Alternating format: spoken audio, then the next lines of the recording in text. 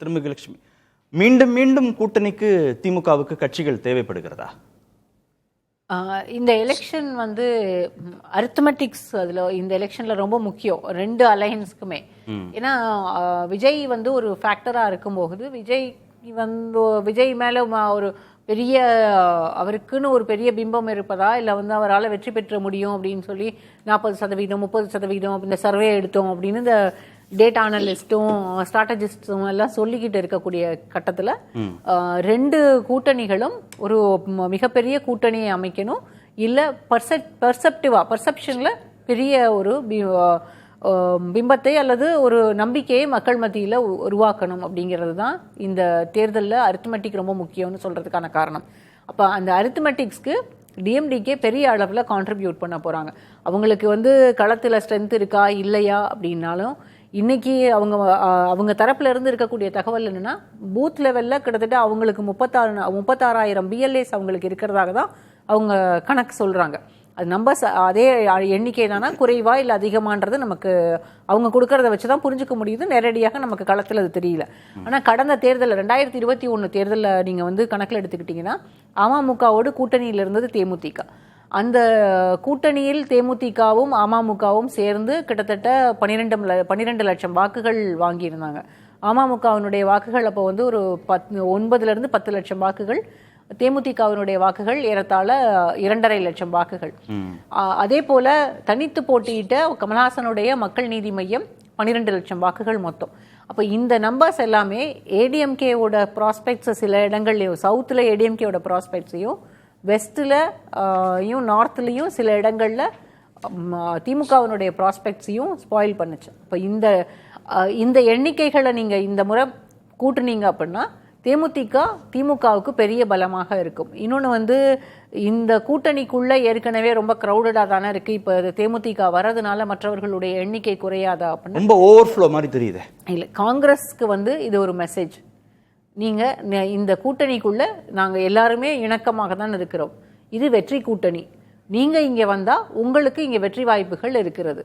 அதை தாண்டி நீங்கள் பேசும்போது அவங்களுக்கான மெசேஜ், இதை நீங்கள் பேசும்போது வரல அப்படின்னா வேறு கூட்டணியை நீங்கள் வேறு ஒருவரோடு கூட்டணி அமைக்க வேண்டும் அப்படின்னா உங்களுடைய வெற்றியையோ தோல்வியையோ நீங்கள் வந்து நிர்ணயிச்சுக்க போறீங்க அப்படின்றது தான் டிஎம்கே லீடர்ஷிப் கொடுக்கக்கூடிய மெசேஜை நான் புரிஞ்சுக்கிறேன். இல்லை கூட்டணி ஆட்சி இல்ல எண்ணிக்கைன்னு தான் காங்கிரஸோட சிக்கலை தவிர கொள்கை அடிப்படையில திமுகவுக்கு சிக்கல் இல்ல. கொள்கை அடிப்படையில் தேமுதிக மதச்சார்பற்ற கொள்கையோ மாநில சுயாட்சியையோ காங்கிரஸ் அளவுக்கோ திமுக கூட்டணியில் இருக்கக்கூடிய கட்சிகள் அளவுக்கு உயர்த்தி பேசக்கூடிய கட்சியா தேமுதிகவுக்கு பெரிய அளவுல கொள்கைகள் இருப்பதாலாம் எனக்கு தெரியல. இது வரைக்கும் பிரேமலதா விஜயகாந்தோ இல்ல வந்து விஜய பிரபாகரோ இல்ல சுதீஷோ எங்கேயுமே கொள்கைகள் பேசி நான் கேட்டதில்லை. இது வந்து வெறும் அரித்மெட்டிக்காக தான் தேமுதிக உள்ளுக்கு இந்த அலையன்ஸ்குள்ளுக்கு கொண்டு வரப்பட்டிருக்கு.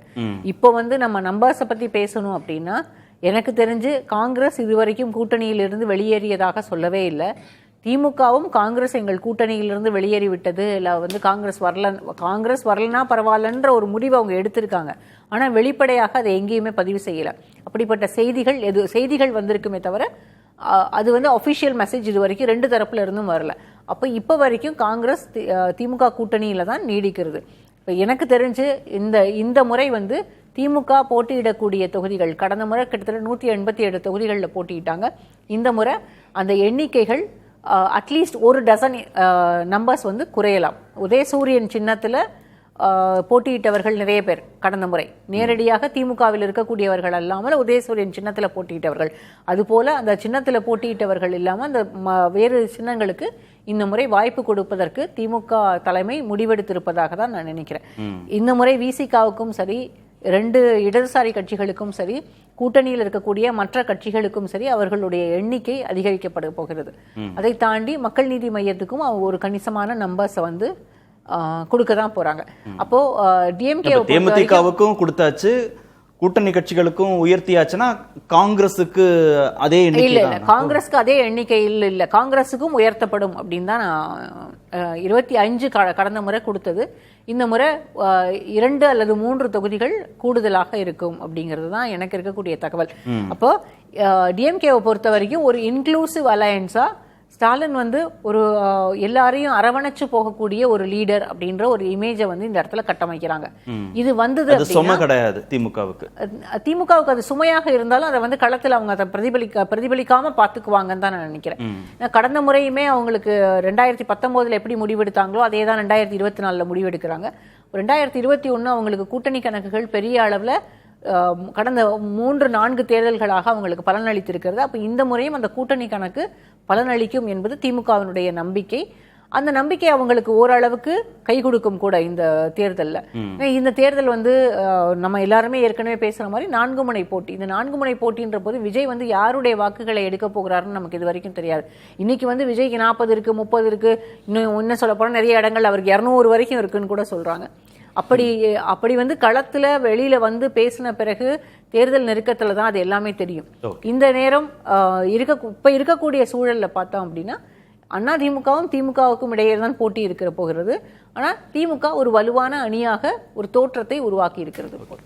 கொள்கை பேச வேண்டியதுல அரித்மெட்டிக்கா தேமுதிக திமுக பக்கம் வந்ததுல ஒரு லாபம் அப்படின்னா, திமுகவுக்கும் காங்கிரஸுக்கும் இடையே உரசல் இருக்கு, தேமுதிகவுக்கும் காங்கிரஸுக்கும் இடையே உரசல் இருக்கு அப்படின்னா, ஓட் டிரான்ஸ்ஃபருங்கிறது இந்த அரித்மெட்டிக்கை நிரூபிக்கிற அளவுக்கு, ஜஸ்டிஃபை பண்ற அளவுக்கு நடந்துருமா?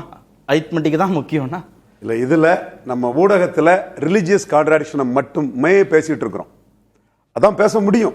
அதாவது மத சார்பின்மைங்கிற லெவல்ல காஸ்ட் கான்ட்ராடிக்ஷன் ரொம்ப தெளிவா இருக்குது.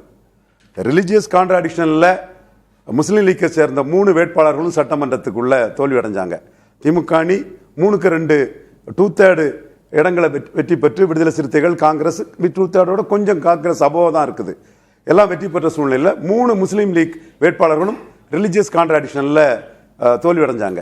அதே முஸ்லீம் லீக் வேட்பாளர் நவாஸ் கனி 2019 விட 24ல் 3 வேட்பாளர்கள் தான் அதிக வாக்கெடுத்தாங்க. ஒன்னு விஜய் வசந்த், இன்னொன்னு திருவள்ளூர் உள்ள காங்கிரஸ் வேட்பாளர் சசிகாந்த் செந்தில், அடுத்தால நவாஸ் கனி அந்த இடத்துக்குள்ள எப்படி 3 விழுக்காடு முன்னோட வந்தார்னா, அந்த இடத்துக்குள்ள காஸ்ட் கான்ட்ராடிக்ஷன் ஒர்க் பண்ணுது.